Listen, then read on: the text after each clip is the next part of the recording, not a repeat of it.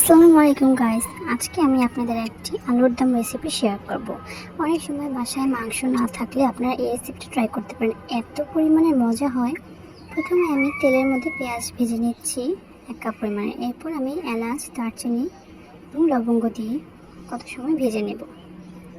এরপর আমি আমার বাটা মশলাগুলো দিয়ে নেব।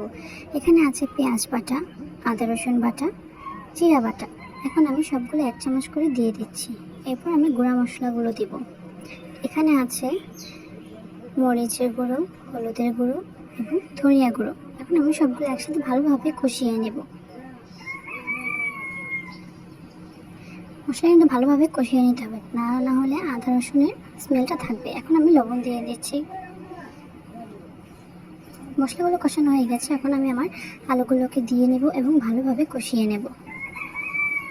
আপনারা এই রেসিপিটা বাসায় ট্রাই করতে পারেন, অনেক মজা হয়। সত্যি কথা, আমার বাসায় সবাই অনেক পছন্দ করে। এখন আমার আলু কষানো হয়ে গিয়েছে, এখন আমি একটু পানি দিয়ে দিচ্ছি।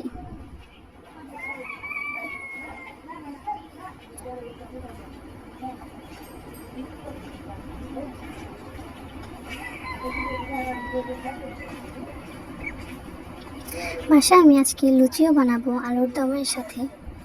এই যে দেখুন, প্রথমে আমি 2 কাপ পরিমাণের আটা নিয়ে নিচ্ছি।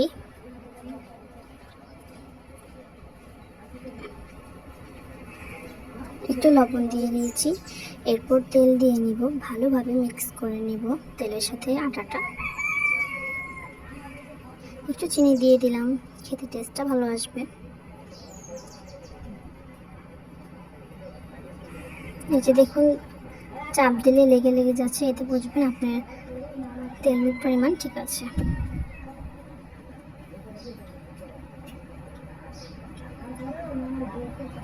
দেখুন কি সুন্দর হয়েছে, তেলটা মিক্স হয়েছে।